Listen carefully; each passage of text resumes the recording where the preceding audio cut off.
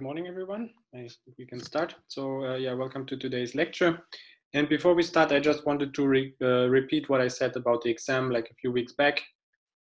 So now the format is fixed. So as I already announced, we will do it via Zoom. And then you should have a webcam so that we can see yourself, and ideally you also have, you can use a phone as a document camera so that you can write on some sheet of paper, and then like in the same way as we did the exam last year, except that now we have to do it remotely. And also if I understood correctly, the university will provide equipment in case you need some separate webcam or things like that. And yes, and yeah, the date is fixed, and I will contact you regarding the precise times, and then I'll also send you a link to a Zoom meeting so where we can then meet. And yeah, of course, if you have any questions, then let me know. Yeah, either now in exercises or later via email. Yeah, okay. So then let's get going to the topic of today.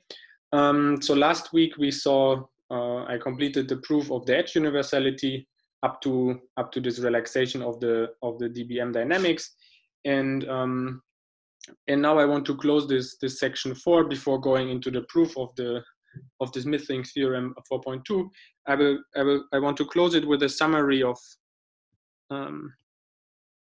what this three-step strategy is to prove universality statements, and here I want to do it in the example where that we considered, so where we did the full three-step strategy, and that's the proof of edge universality.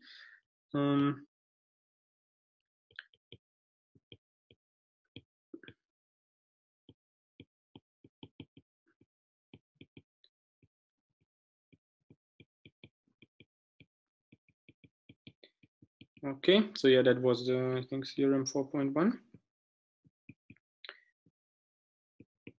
So this is just to give you like a whole overview. If you wanted to start proving the edge universality from scratch and you didn't know anything about random matrices, what are the kind of statements you need, and how do they fit together? I mean, it will just be a very rough summary. And yeah, I should recall that there was some explanation before, namely at the beginning, about the three-step strategy, namely at the beginning of section 3.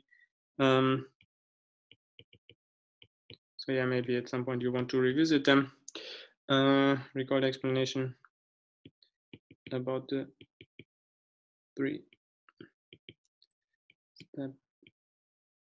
strategy for proving universality at the beginning of section 3.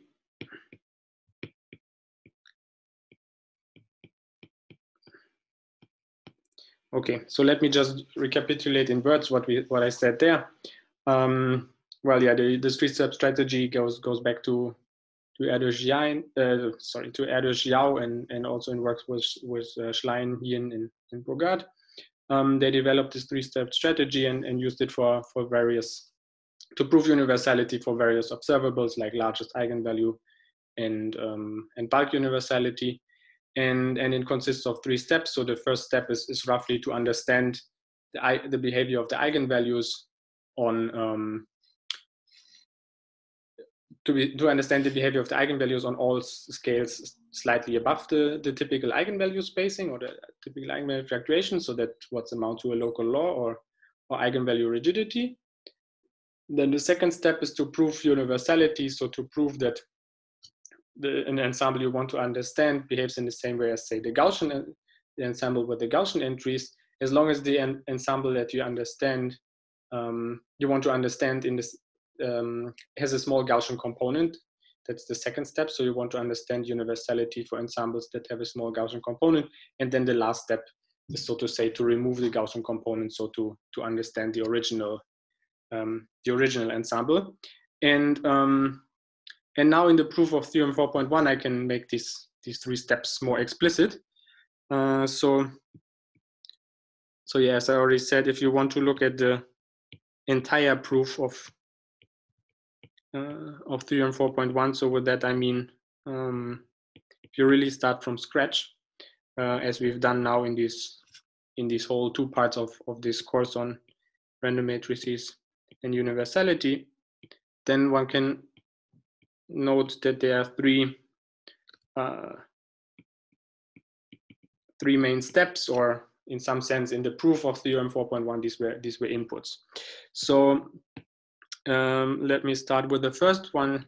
This I want to call local law and eigenvalue rigidity.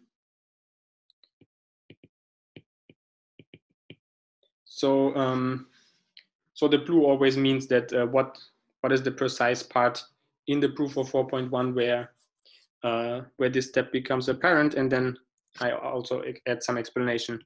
So yeah, I guess you all remember from last term that this meant that we understand the eigenvalue behavior on all scales slightly above the typical eigenvalue, spacing or fluctuations.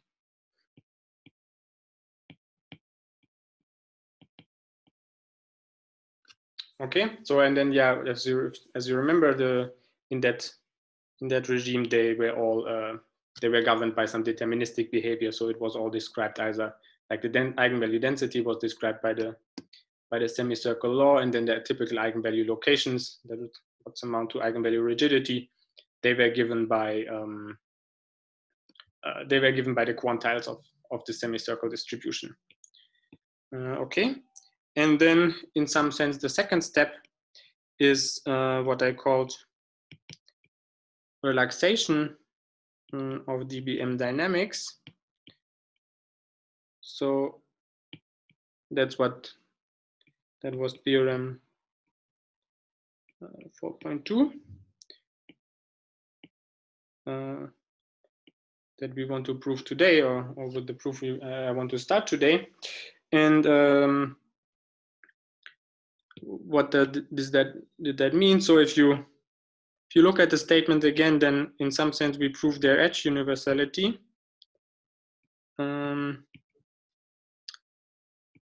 For HT, which has a small Gaussian component because we understand the distribution with a small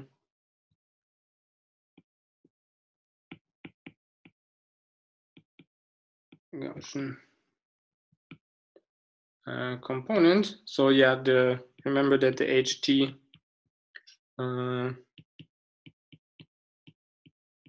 was coming from this matrix flow. I just want to use this shorthand notation. And the details were in this equation, this matrix valued stochastic differential equation. So yeah, and here we get universality if t is still little over 1, but well, there's some lower bound. So I think in our case it was n to the minus 1/3 plus a little epsilon. And yeah, H0 can somewhat be any Wigner matrix. Well, let's say real.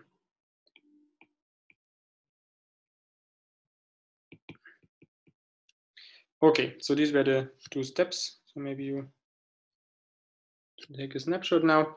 And then the third step was somewhat what we did in the very end. So where we did the comparison argument between the H that we really wanted to understand and the HT for some suitably chosen H0.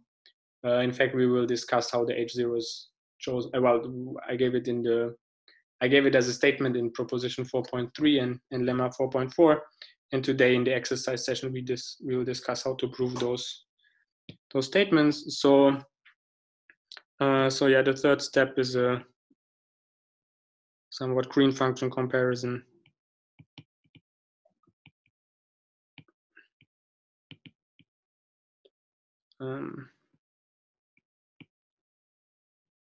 between H and HT. Yeah, for suitably chosen H0, and both of these steps together, they were proposition 4.3 and lemma 4.4.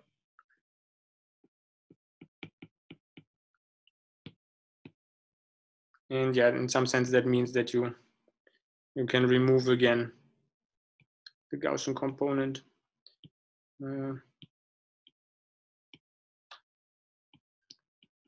That we added.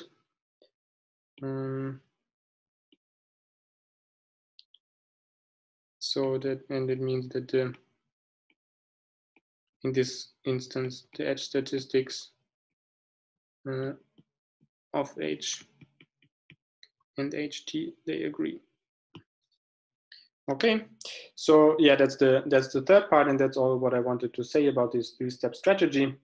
So yeah, just to make it like now more explicit and more concrete. So in the beginning of section 3, I already mentioned these 3 steps vaguely, and now in some sense, we know at least the statements of all of them.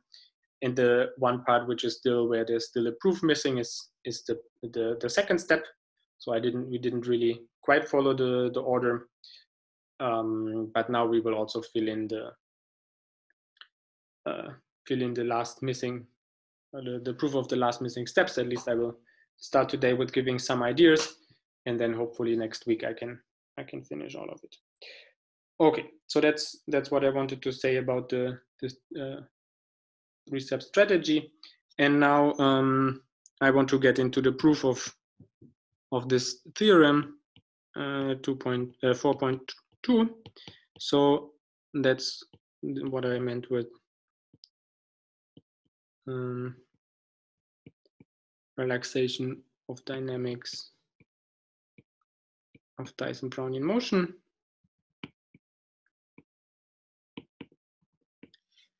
And so yeah, that's the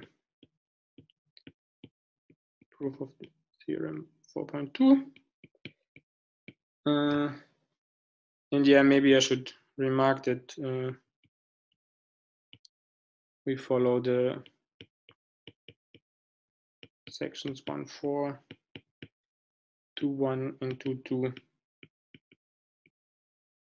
of a paper by Bogart, namely extreme gaps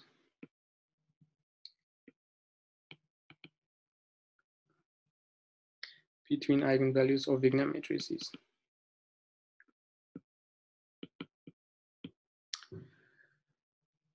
Okay, and so yeah, let me just recall quickly the situation. So yeah, we assume that beta is 1, so we just look at the real case or the GOE case, and then but the other case is very similar, and it's just that I don't want to keep track of all the differences in the notation here, but it really goes along the same lines and it's completely analogous. And then we had two sets of functions, so or of solutions of for 2 kinds of Dyson-Brownian motion. So we had the lambda t, which is the solution of the Dyson-Brownian motion. Just so that you don't forget what it looks like, I'll write it down once more. So lambda kt lambda lt.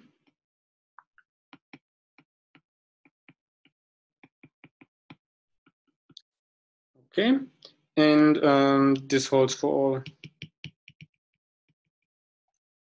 Okay, and the initial condition are the eigenvalues of a Wigner matrix. With the initial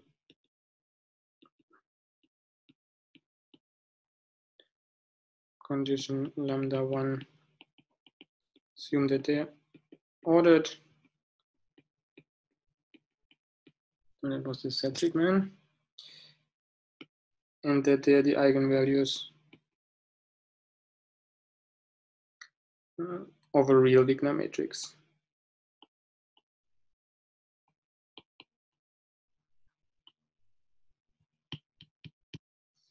Okay, so that's the one. That's the one family of, or that's one of the solutions of the DBM, and then mu t is the same solution where I start from a GOE solution. Yeah, this is what I want to call star. And now it's important that it has the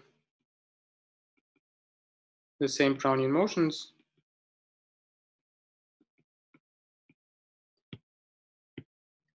And the initial condition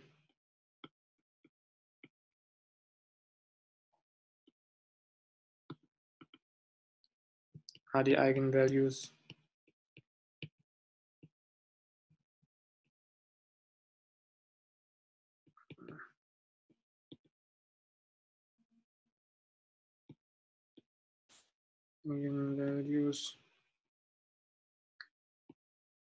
of a GOE matrix. Okay, so they come from a Gaussian, they have the uniform. They have the universal behavior that we're expecting, or that we want to prove. So yeah, maybe we can take a snapshot now. And then the goal will be to prove that, to prove a certain estimate on the differences between the components of the lambda and mu. So to say, in the supremum norm, we want that they are close with some convergence rate in terms of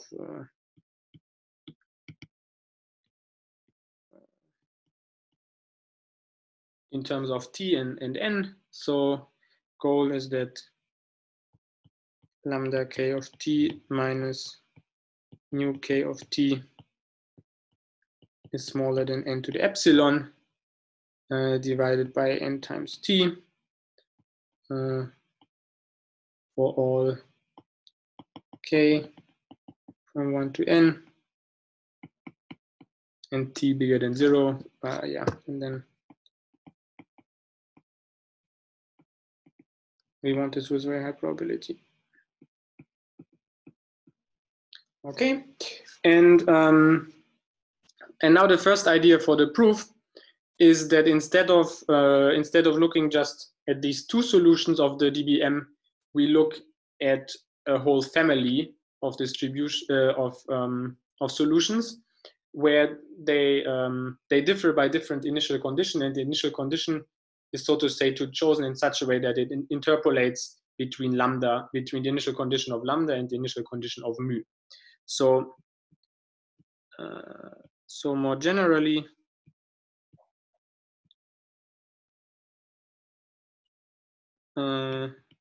we consider x nu of 0 to be the following convex combination: 1 minus nu lambda of 0 plus nu mu of 0.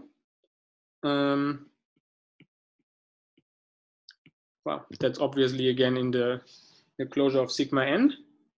And here, of course, we need that the nu is in 0, 1. So these are good initial conditions. And let x nu t be the solution of star. Yeah, well, now of course you have to replace the lambdas by x's with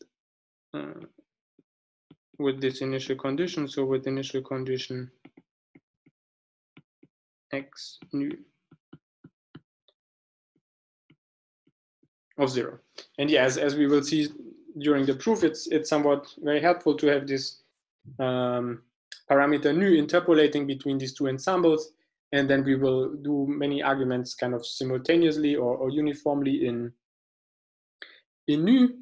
and then we will get back some information about, yeah, or then we will get back the thing that we want to prove, like that the lambdas and the mu's are close. And the important observation here why this is helpful is that if you take a derivative, so if you take the derivative of x nu at 0, and now in nu, this derivative, this is mu of 0 minus lambda of 0.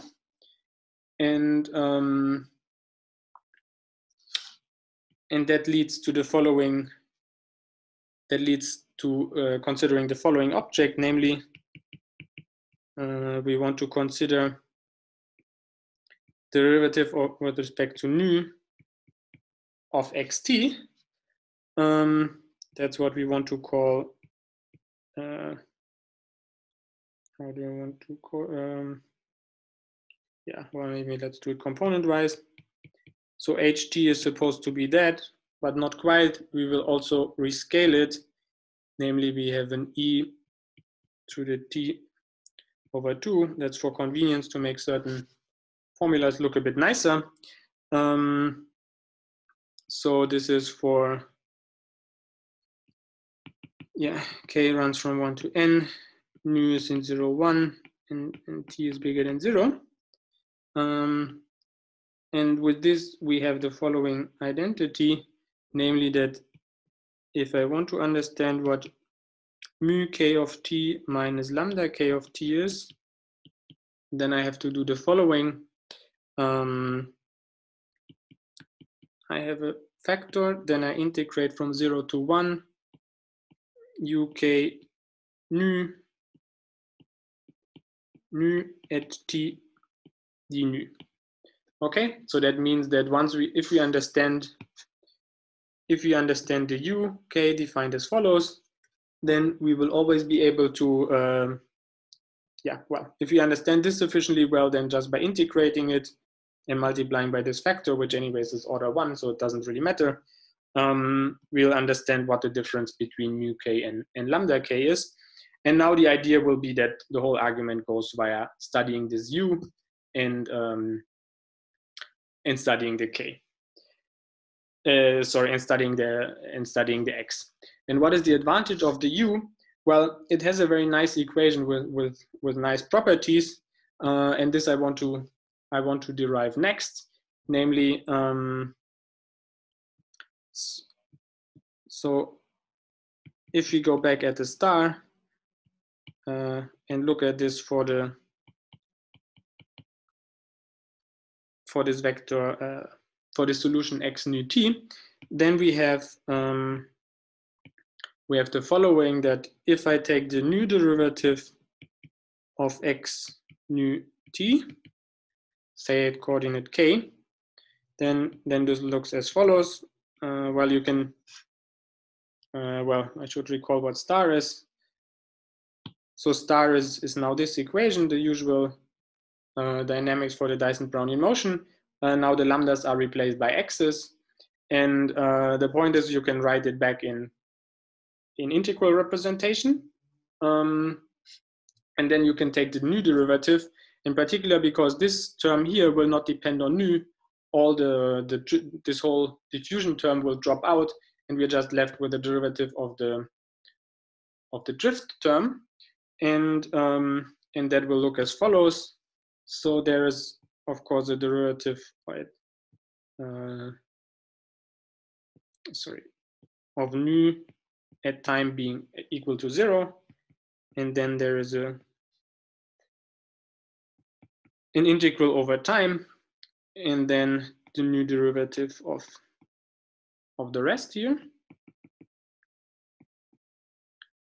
Okay, nu s x nu s minus 1/2 nu s ds, right? And then we obtain for u the following, namely that d over dt. So note that now this here is u. up to this factor. So we can multiply all of this with this factor and then differentiate with respect to t. So then, first of all, this here will drop out because that will, and then we will only be left with this term here. And because we have the because of this e to the t factor, actually this other factor will drop out. So what we will left with is the following, and I want to write it in the form that it's b u nu t of k. So for k from 1 to n, and that will be equation 2 star. And then here, the b actually depends on t, and it's a function, well, it's a linear map matrix, you can think of it, from Rn to Rn, and it has the following definition, namely that b of a vector v, entry k, is the sum over all L different from k, CLK V. Now the order is important, VL minus VK.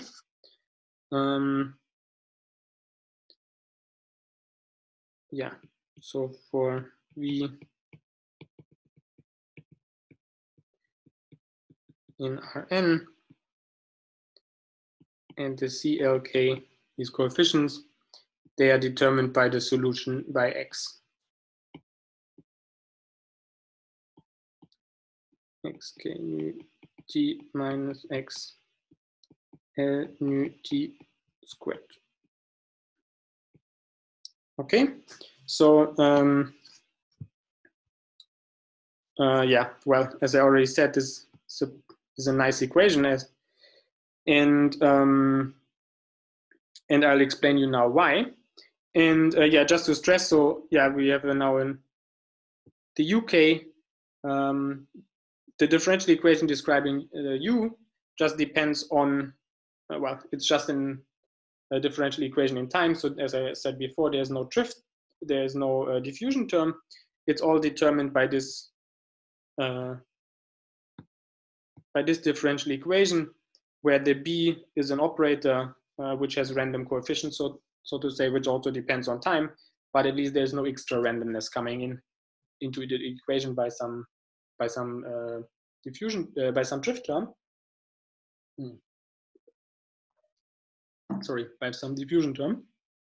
And let me now motivate to you a little bit why this is a nice equation, or why it's a good equation. And this will go a little bit towards PDE, but I hope these basic things you have seen. And if not, then it might motivate you to read a bit about it. But these PDE ideas will not be in what we will use, in what we'll do next. This will be quite elementary, so you don't need any tools from PDE. It's just helpful to have this mindset. Okay, so that's what I want to say now. So maybe I should formulate it as a remark. So 2 star should be thought of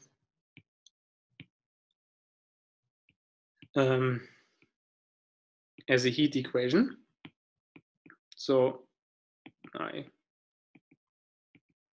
I hope that many of you have seen that already, what a heat equation is. So let me just write it down. So it's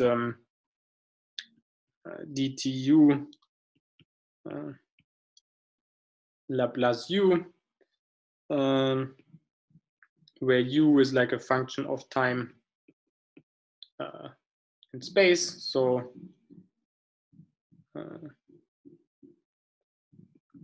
yeah, so it's now a time variable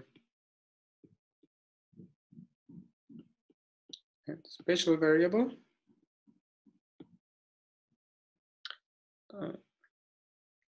And yeah, so that's what's called a partial differential equation.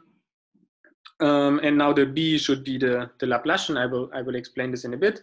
And yeah, as I said, so as I tried to explain here, so the U is usually, say, a real valued function of time and space, and you can think of it as, for example, being, that's where the name heat comes from. So it could be the temperature in a certain space. So let's say X is in Rn or in R3, and T is the time. So then you describe the temperature distribution in three-dimensional space, and of course, as you can imagine, this will depend on time.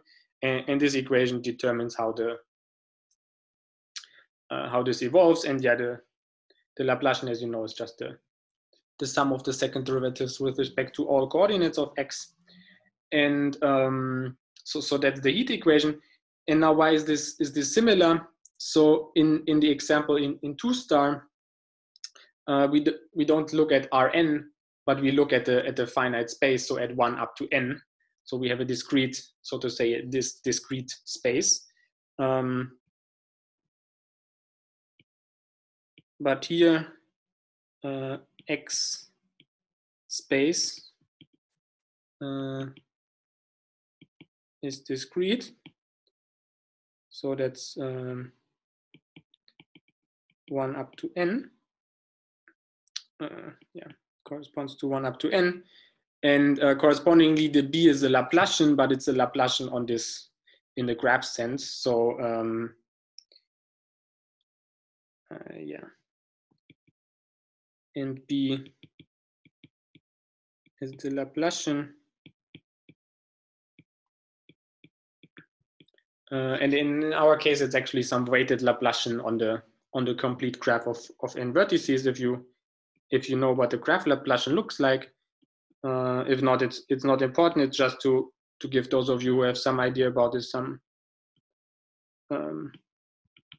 extra connections between the PDE arguments and what we want to do next. And complete graph of n vertices.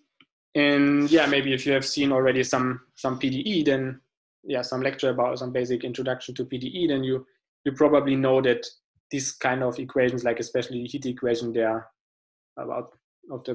they're so-called parabolic equations. So this is a discrete parabolic equation, and these parabolic equations have many nice properties like maximum principle and uniqueness. And actually, in this setup here, they are easy to prove. So yeah, just to conclude this bit hand wavy discussion. So this is a parabolic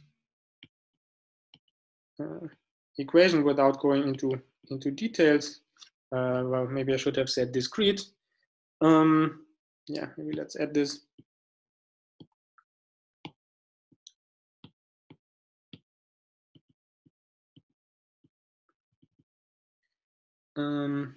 And yeah, but it's non-local because it somehow mixes all.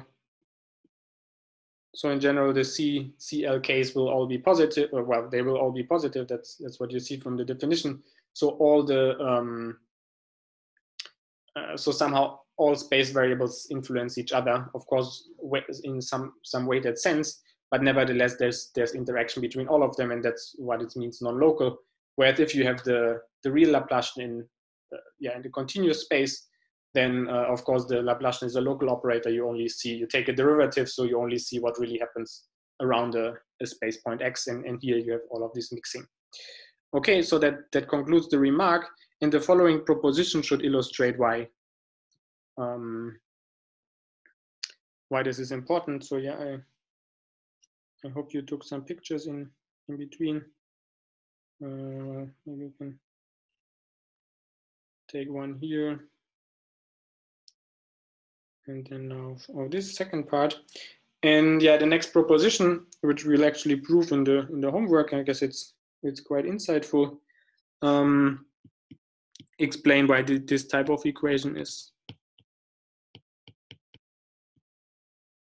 yeah, what I call nice. So it's And yeah, I guess the maximum principle is somewhat the general name for this. So I want U, yeah, well, maybe let's call it V, and it's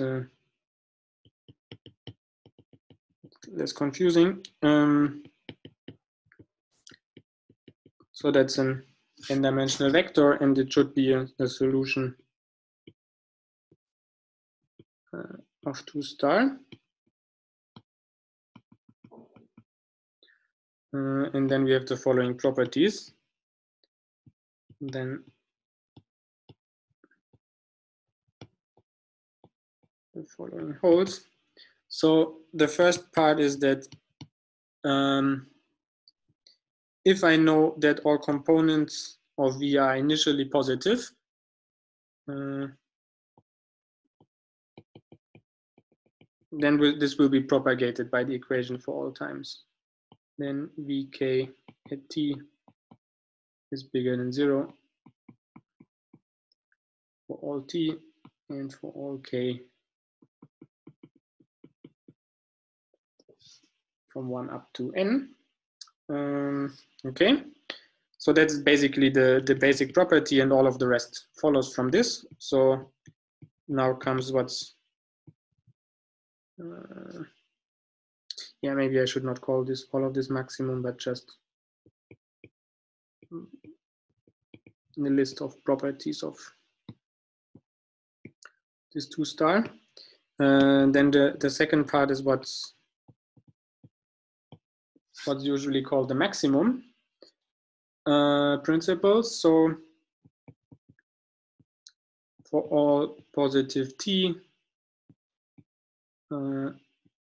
we have the following chain of inequalities. So if I take the minimum over k, then this is smaller than UL of t. And yeah, now here everything is, the minimum is at time 0, and it's smaller than the maximum uk at 0. And this is, yeah, for all L from 1 to n. That's the second part. Then the third part, from these things, one directly gets it's also a uniqueness statement. So if Wt is also a solution of star, of double star, with the same initial condition as the V, sorry. So V of 0 is equal to V of 0. Then they are the same for all times.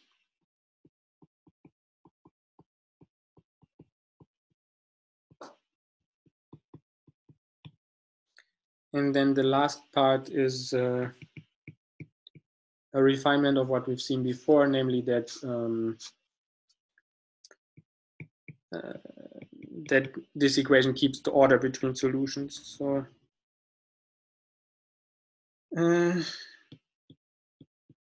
is a solution of this 2 star such that it's ordered in the sense that Vk of t is Vk of 0, of course, Wk of 0 for all k, then the same holds with u, and the same holds for all times.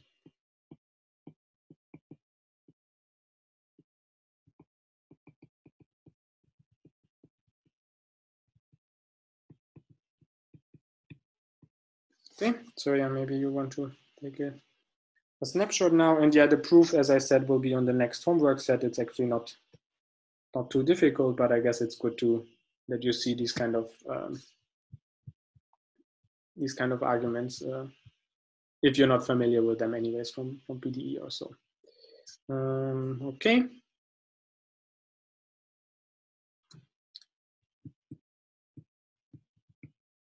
So proof is on homework 11. And so yeah, and so now I argued somewhat to you that that this equation for u, so this double star, that this equation here, that this is a good equation. On the other hand, it has a flaw. Namely, it has the disadvantage that, of course, the CLKs, they can blow up when two eigenvalues or two x. So I think of x as being particles, or the location of particles. And if they come very close, then of course the CLK will blow up, and then yeah. So you can imagine then that equation starts to have difficulties, or to be a bit problematic. And but now we can transform this even a bit further to get an equation where we don't have these kind of blow-ups, and that's the idea of the next observable, which I introduce. So, however, double star is problematic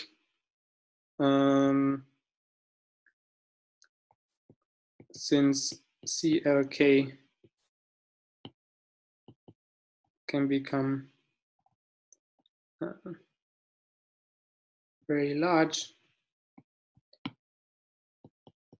if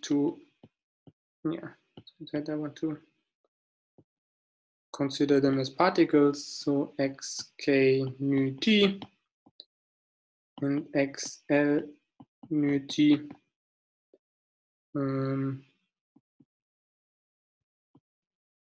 come very close. So yeah, as you know, we proved before that of course they can never collide. So for positive t, the particles always stay away, but in some sense they can become arbitrarily close. But the dBm equation has this feature which is called level repulsion, that once they come close, they repel each other again. But it's difficult to kind of make this quantitative, and that's what we would need here, because we would need to know what's the probability that they become so and so close. How does this depend on the distance? That's of course that's doable, but it's quite a bit of work, and one wants to circumvent this, and this is done by considering the following observable. So the following observable. So yeah, I'm borrowing a bit of physics jargon. So just think of it as a function.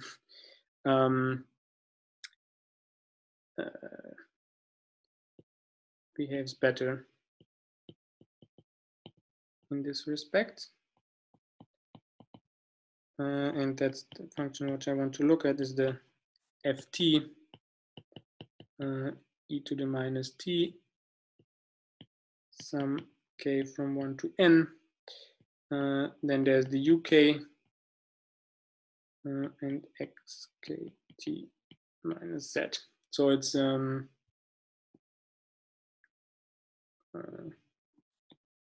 yeah. So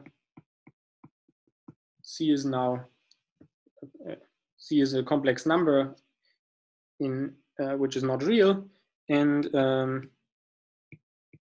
so yeah, for now I will just fix in nu in 0, 1.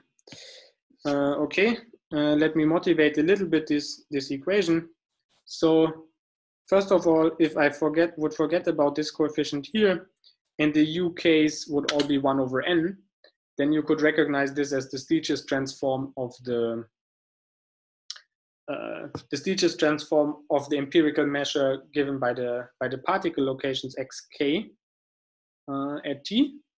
And so you should think of this as some weighted Stieltjes transform, where you put a weight according to these UKs, which came from the B equation, and initially the UK at 0, right?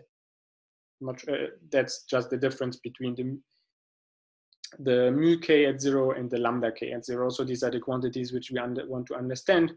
And then after the break, I will give you the evolution of this equation, and then we will see that actually it behaves similar to an equation that one can understand. And this information about this equation we will then use to at least first motivate the argument that we want to use to prove 4.2, and then yeah. So I'll first give you a sketch of the proof, and then afterwards we'll go into the proof, and yeah, that will take us the rest of today and yeah, and also next week. So let's make a break till 10:15, and then we can continue with how this function f behaves. So we'll get a differential equation for this, which then will be the basis of the following analysis.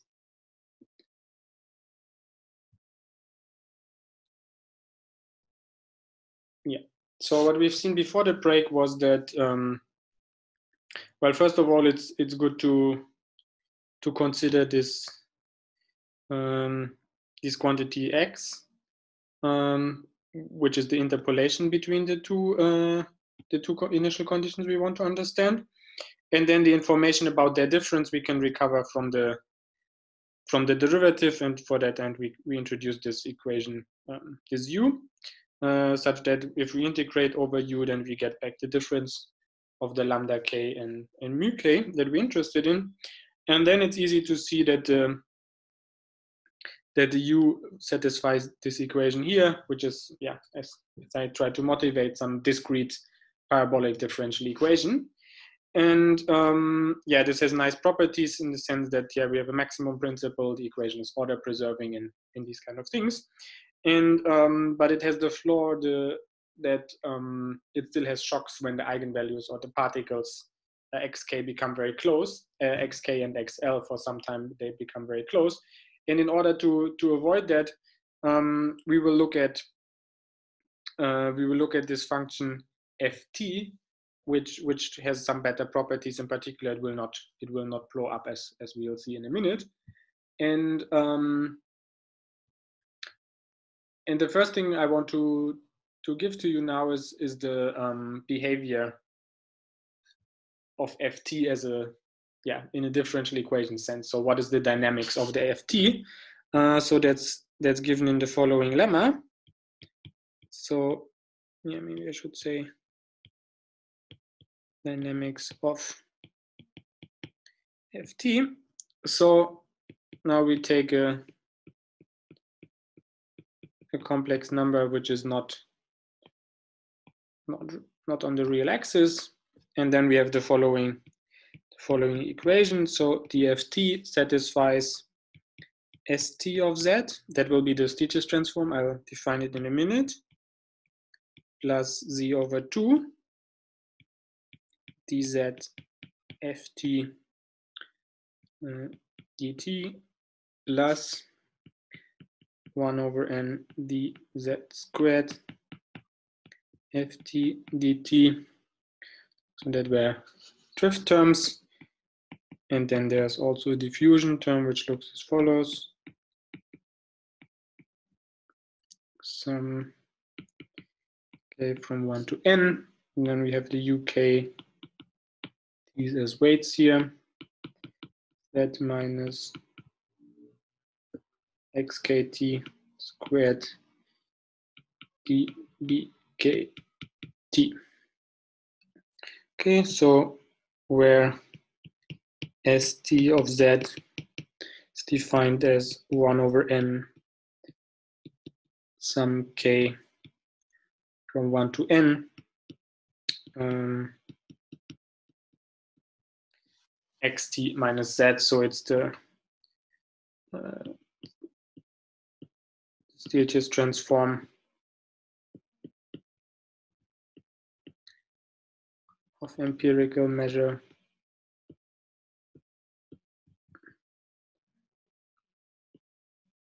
of particle locations.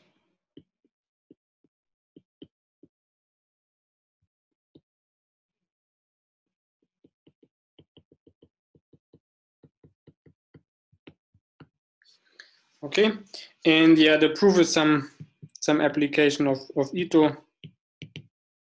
I will omit it for now. Maybe I put it on the homework.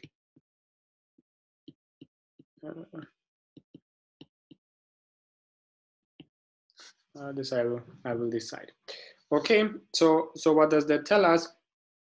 Well, I mean, first of all, it's an equation, but it looks at first a bit complicated. But there are actually some advantages. So let's first of all, I guess it's clear that this term is somewhat small, assuming that the derivative does not blow up too badly. And this term here, we will also be able to see that this is small. Why is that? Well, there's a sum here. So this is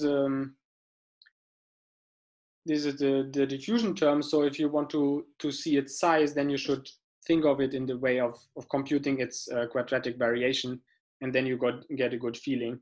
So what happens if I compute the quadratic variation? Well, I have to take the sum, and then I have to square this here and integrate it with respect to t. And so then when I square this, I get the 1 over n, and the sum stays an n sum. So these two things balance. So the n here and the sum balances. And the u is squared, but it's already small initially by rigidity. And the z, yeah, and this down here is also squared. So in some sense, one can, that's actually what we will do in the later part of the proof. We will prove that this term here is small. So the most important part of the dynamics will be this first part here. That's something what one can, well, at least expect. And the dynamics of this part, but if you have an equation of this type, then that actually has a nice dynamics, and you can understand the solution. And that's what I want to do next where I want to sketch what's upcoming for the proof of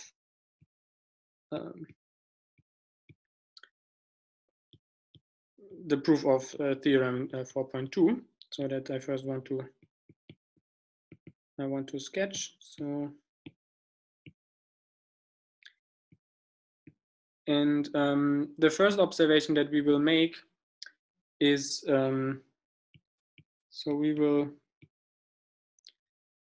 will see below that St of z is actually close to m of z, the Stieltjes transform of the semicircle.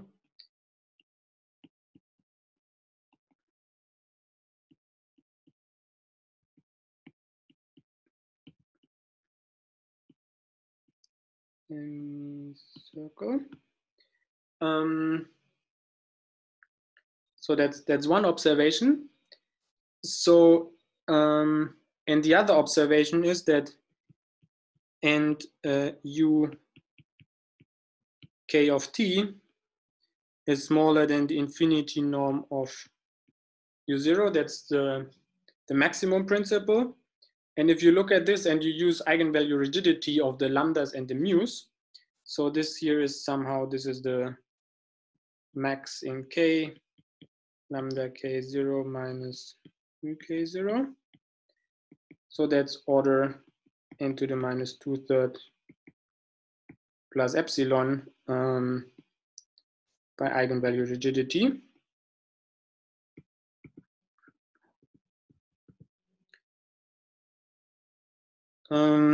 And that means, as I tried to indicate before,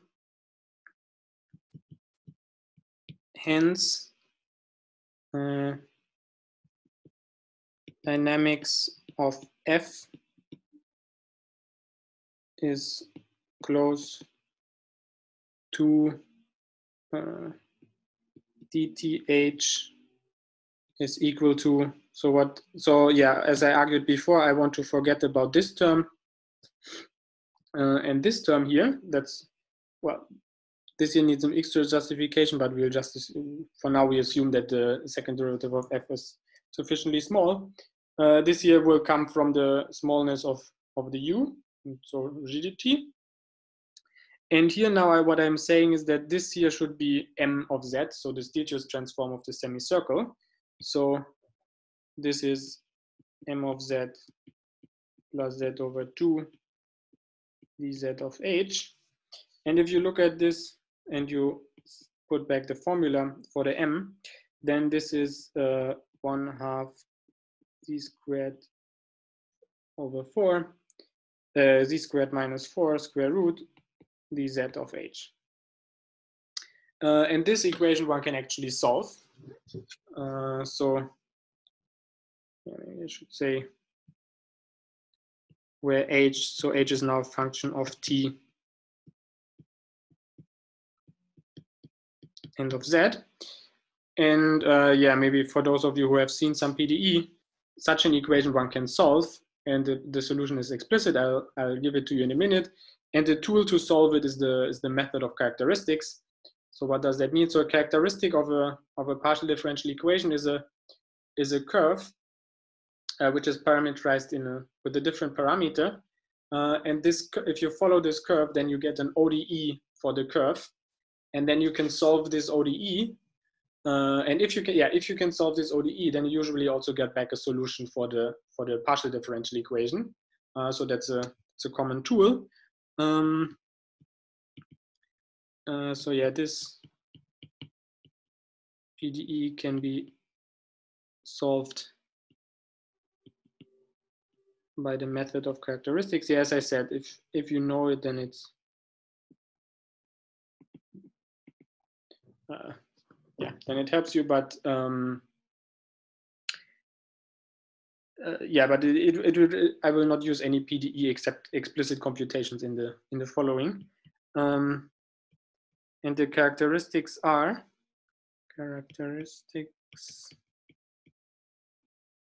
they look as follows. So that's explicit. I will use it throughout, so I want to write it down carefully. So it's this combination. So there's some exponential factors for the time dependence, and then something which looks like the semicircles, the Stieltjes transform of the semicircle for the z dependence, and z0 is z. This will come up again. So this is the 3 star. And so now how does this characteristics help? Well, if you sit down and compute it, then you will see that if I want to understand what the HT at the point, what H is evaluated at the space-time point t comma z, then it looks as follows. It's the same as H of 0 and then Z of t or ZT. So this is the solution of this PDE. So dTH is 1/2 Z squared dZH. This you can check, and yes, usually in PDE, of course, you have to specify a time equal to 0. What is your initial condition? And then that propagates for larger time. And with this formula, you can compute the solution of this PDE.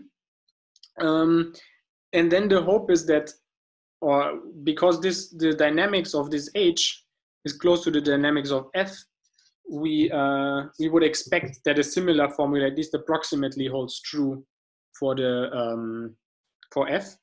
So that's the next step. So we expect that Ft of Z is approximately F of 0, so at time 0, Zt. Yeah, maybe I should give you some time to, I think we stopped here, so maybe you can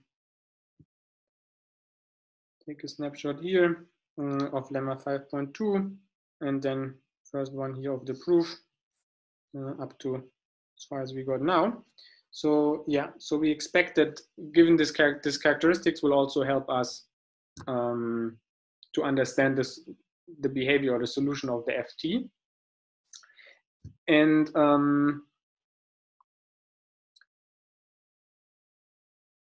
yes, so that will be our tool to understand the F. And instead of f, we will actually consider a slight variant of f, namely the following function. So we also consider Vt in Rn, and it satisfies the following. So it solves the equation with the b. So this is Bt Vt. And for time equal to 0, it has slightly different initial conditions, namely it's the absolute value of uk at 0. And so if you recall, that's mu k minus lambda k for all k from 1 up to n.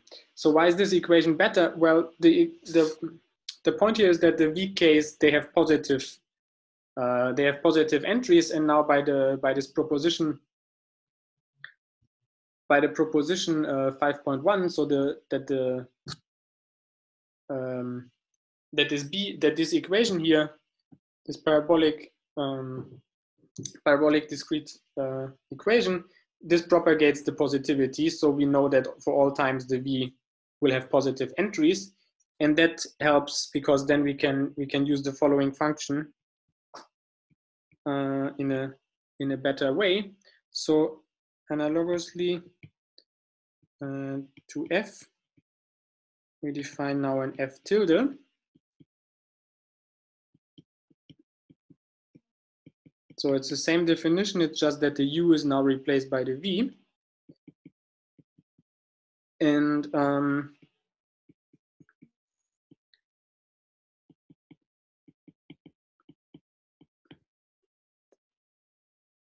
that has the following advantage. So yes, so that means, so since pkt is bigger than 0 for all k and for all t by proposition 5.1,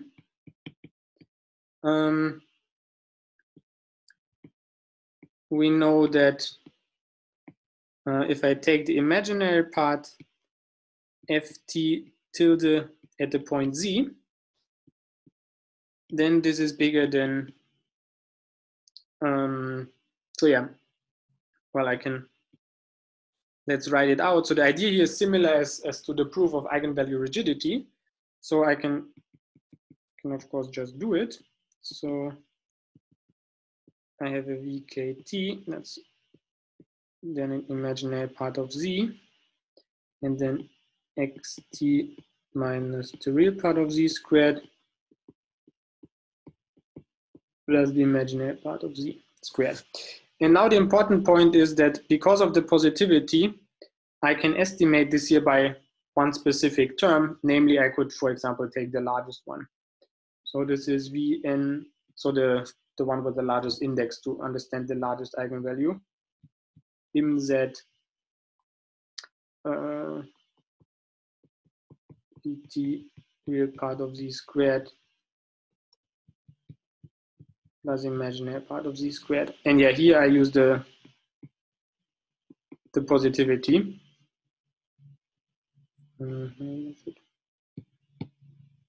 Highlight this. So that's the important advantage, that because because all the vk's are positive, I can estimate this whole sum by if I take the imaginary part there, I can estimate the whole sum by one specific entry to understand what happens, and then you can tune the z to be close to the expected location of this largest particle, say, so the xm, and then you can understand the vn well by this. And here it's important that the entries are, that the v's are positive, because if you had the u's here, so they could have different signs. So that means there could be some cancellation between different summons. So it's really important that we use this kind of observable f tilde t, and yeah, and that will then allow us that once we understand such imaginary part very well, we also get information about the v. Okay, so that means I only have to understand the f tilde, but that has somewhat a similar behavior than the f. So we can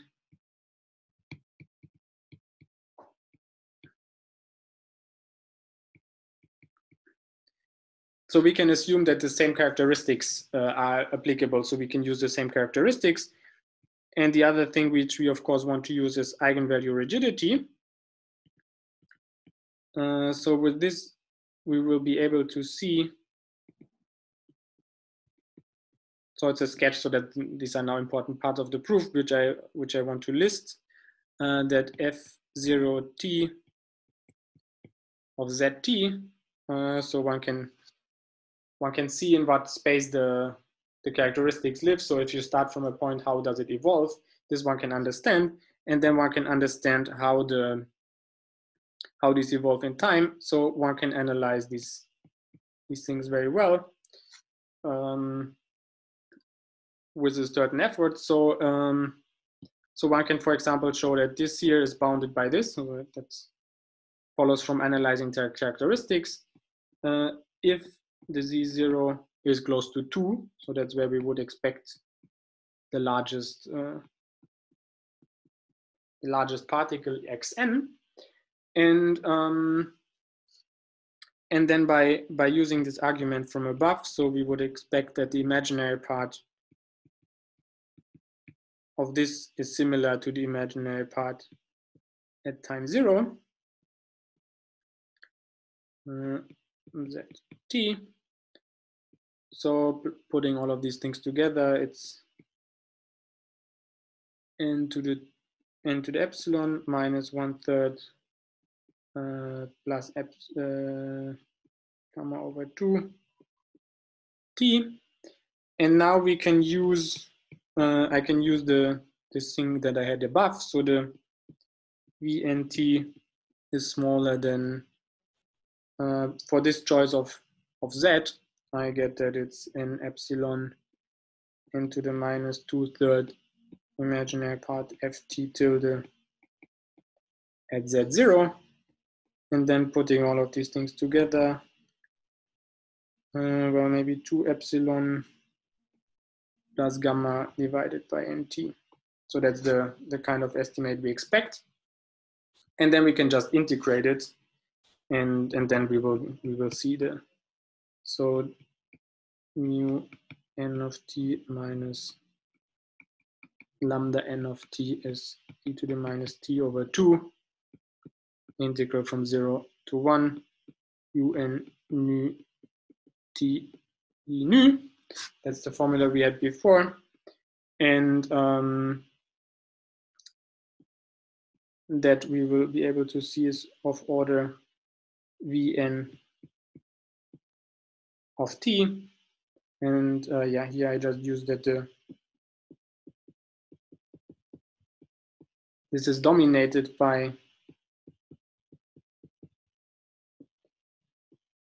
the properties of,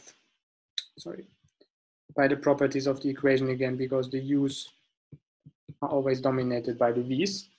And then this, so there should be a lambda.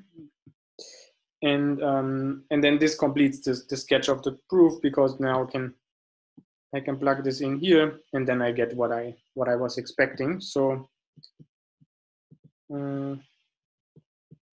this completes now the sketch.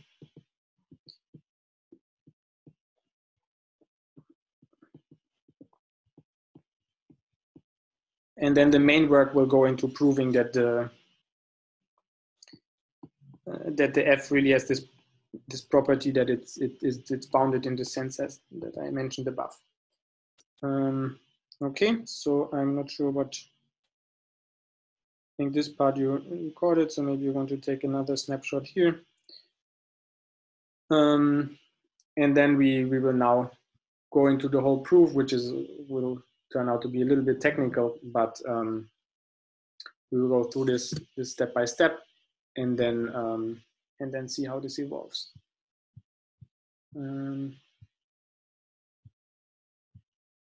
Okay, so there was one picture, and then maybe here there's the second picture, and okay, and yes, I said we will now prepare the actual proof. So, and I will state two propositions, which I'll prove next time, depending on how much time is left. And first, I want to conclude from these two propositions the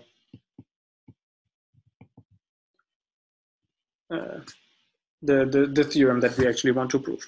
So I define the kappa t, the kappa of z, which is the distance from the edges. So it's the minimum of the distance of z from from -2 and from 2. And we now fix a gamma and define two spectral domains.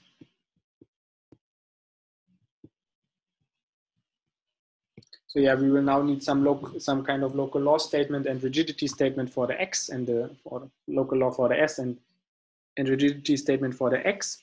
And they are the following spectral domains will play the role that we are used to.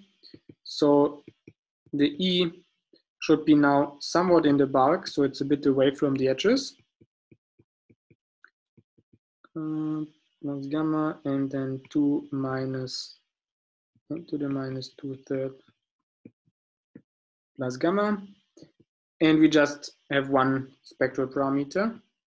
Sorry, we just have the imaginary part of x should always, the imaginary part of z should always look as follows. So it's always n to the gamma divided by n times kappa e to the 1/2. So depending on how close you are to the edge, you will have this kind of extra room. And then we define a second domain that's R, and that's the domain where all the characteristics evolves once you start in S. So the time goes from 0 to 1, and I take all zt such that the initial point, z equal to z0, that should be in S. And the characteristics is as before, so zt, so of course zt is a function of this z is as in 3 star. So let me check that. So that's the characteristic that we used all the time, that came from this simple equation. Okay, so that's this part. And then what I said is that we now want to have a local law for this and rigidity. So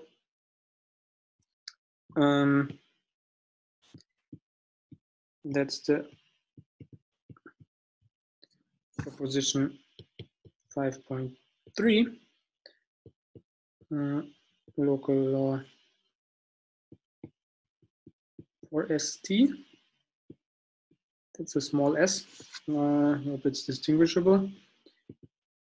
And it's rigidity for the particles, particle locations. So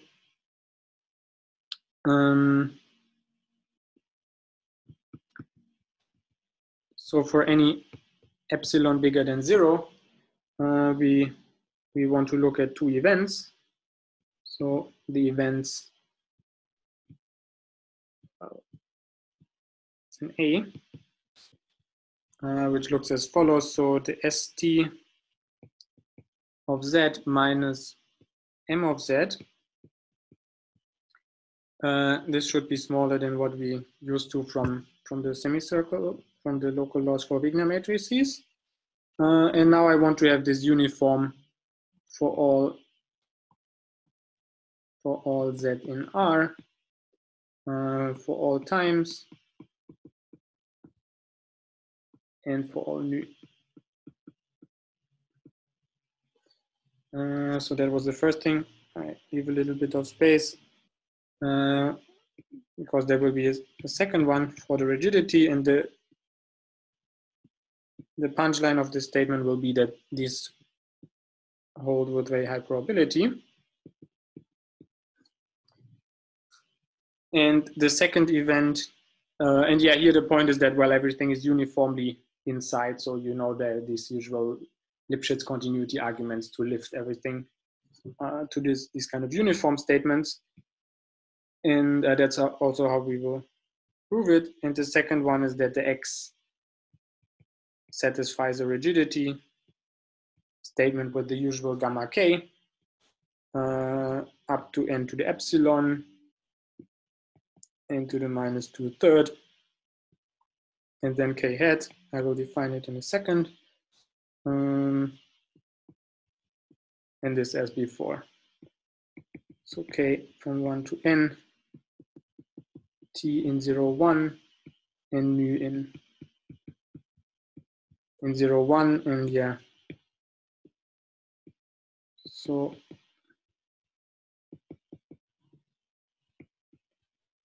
this is the minimum of K and n minus 1 to K, and the yeah, gamma K, these are the quantiles of semicircle law. So I guess you recall them. These are the standard deterministic locations where you expect the eigenvalues close to. And now this also holds for the particle locations along this flow when you start with the interpolated initial conditions. So that's one of the inputs that I want to use. And yes, I said it will only be used in the next week. And the second input will be about the size of the of the FT. So the size, this kind of upper bound that I stated here before. So these kind of upper bounds. This will be the content now of the second proposition, which will be an input for the proof. So that's proposition 5.4. So for any positive epsilon,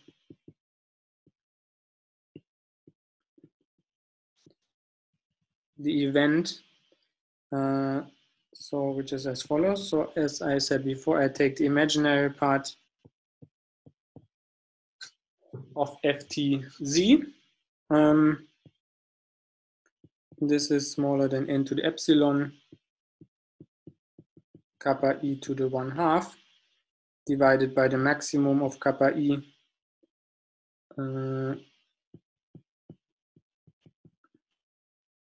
to the 1/2 nt. And this, yeah, also uniformly, so for all times, for all nu, and the Z is in our spectral domain S.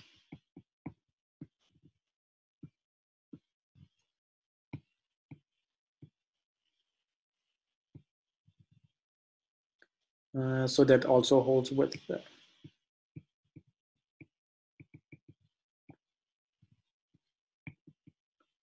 very high probability. Yeah, maybe you want to, not sure, but we've already kept recorded. So there's the this first part where we introduce the spectral domains, and then the two propositions. And yeah, as I said, now we want to use them to go towards the proof, of theorem 4.2. So that will need a short corollary, and then and then we can start with it. So maybe I can still prove the corollary in the last 10 minutes. So yeah, before we prove these two propositions,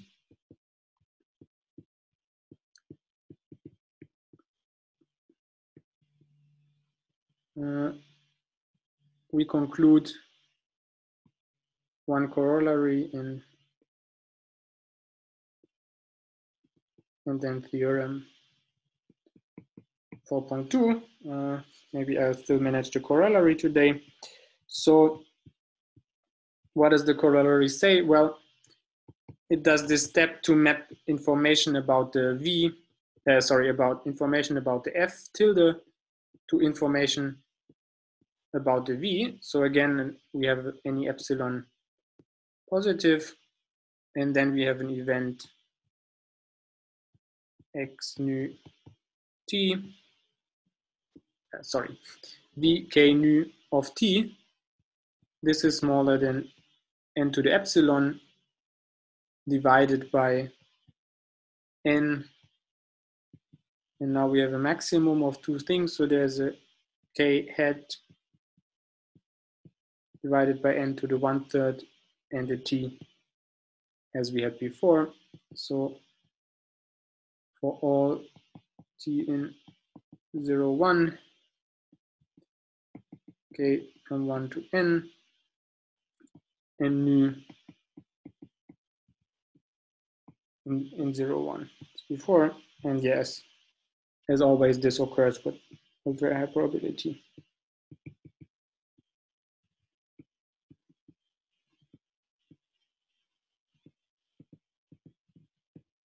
Okay, so that's what I want to prove now. And as before, the idea is very similar to the proof of eigenvalue rigidity. So if you want to understand a VK, then you should choose a spectral parameter Z close to the position where you expect this F, where you expect the X, the XK nu. Okay, so maybe yeah, where's the definition of the F? Yeah, maybe this here is a good place to do that. So if I now maybe not Vn, but I want to understand Vk, then I should choose the Z in such a way that it's very close to the X. So then this coefficient here will be the smallest, and then I can use an upper bound and I can use an upper bound on this left-hand side here to get good control on the V. Okay, because of course I want to multiply it here with something that's as big as possible. All right, so yeah, let's go into the proof here, and I will distinguish two cases. So I first assume that I'm well in the bulk, because somehow our spectral domain excluded a bit the bulk the edge regime. So I first want to assume that this is bigger than, say, 3 gamma, and set the spectral parameter Z to be gamma k plus I n to the gamma n times kappa gamma square root. And yeah, because this will come up many times, I want to note this by eta kappa. And then the first observation is that this spectral parameter actually lies in our domain S, and that comes from the following observation. So if you look at the kappa of gamma k, then this actually behaves like the k hat over n to the 1/3. So just by our assumption, we have that Z lies in spectral domain S. So it's the imaginary part is sufficiently big, and also the kappa k is sufficiently far away from the edge. So that's the first observation. So then we can use the previous proposition to, then we will later use the previous proposition to estimate the ft tilde of z. But first I want to use this to present this argument that's similar to the rigidity proof. So this is the quantity I want to understand for this z that as I chose it above. So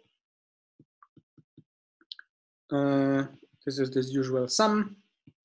EL, now I keep the nu dependence to have everything explicit, then nu t minus gamma k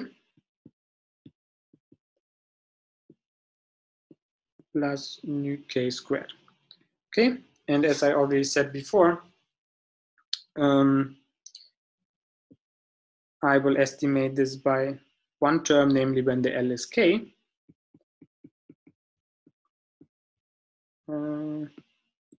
Nu k divided by gamma k squared plus nu k squared. And yeah, now I can just use the rigidity. Namely, yeah, so of course, what I need now in order to get I want to get an as good, as precise upper bound on V as possible. So I would like to make this coefficient here as large as possible, such that if I multiply it on the other side, it's as small as possible. Okay, so that means I should get the denominator very small. So the gamma k should be very close to xk. But that's also correct, at least on this event an that I defined before. So on this event, I know that they are, well, they're as close as the eta k essentially. So this is bigger than v eta v nu of t n kappa of gamma k n to the gamma, since yeah, what did I use here? Well, yeah, I used that the gamma k, kappa of gamma k square root behaves like in terms of this k hat, and I know that so yeah, this here holds on A2, so I use the rigidity xk nu t minus gamma k. This is smaller than n to the minus 2/3 plus epsilon k hat on A2. Okay, and so then we can combine the so by proposition 5.3, we know that this event here occurs with very high probability, and also by 5.4 we have an upper bound on this ft tilde of z, the imaginary part. So I can combine them. So by proposition 5.3, and 5.4, we get that ek nu of t, well, there's also some union bound involved, divided by these things, maximum k hat in 1/3 and t for all k. Now I have to stay a bit away from k equal to 0, sorry, k equal to 1 and k equal to n. So I start at n to the 3 gamma, and I go only up to n minus n to the 3 gamma, and the rest comes afterwards. And then the t is in 0, 1, and in is also in 0, 1. So this holds with very high probability.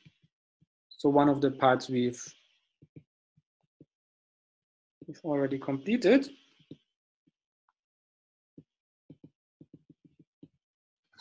Okay, and then we can consider the other part, namely when the k hat is small. So this is just 5 lines. I will still complete this. So if this is smaller than 3 gamma, then we want to assume that the k is smaller than n to the. We assume that this is small, so that I just need to look at the small k, not at the very large k. And of course, the argument is completely symmetric, so this is without loss of generality.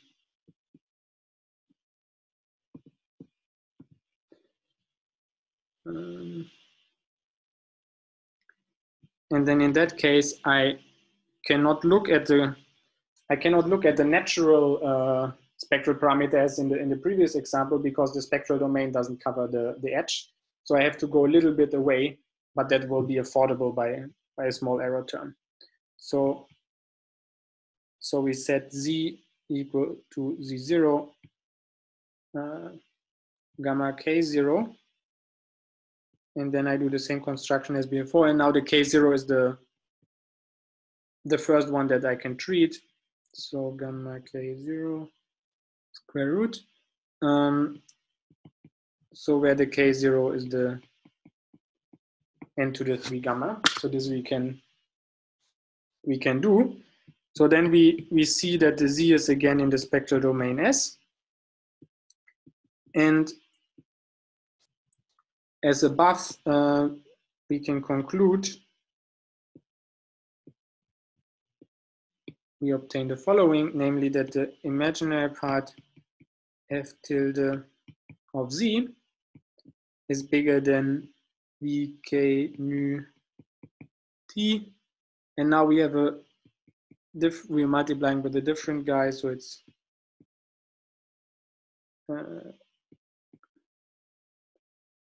evaluated here, and it's a bit smaller. So I have to multiply with n to the 2 gamma, because they are because I'm now comparing it with the wrong quantile. So as xk nu t minus gamma k 0, this is smaller than n to the epsilon plus gamma minus 2/3 k hat on A2 due to, yeah, if you think about it, the gamma k0 and the gamma k, they are at most n to the minus 2/3 plus gamma away from each other. Yeah, and then since I have that the k0 hat is smaller than some other gamma n to the gamma power of k hat, this completes the proof.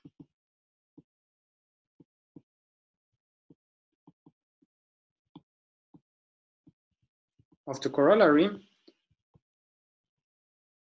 And yeah, so sorry, maybe you want to take some snapshots here.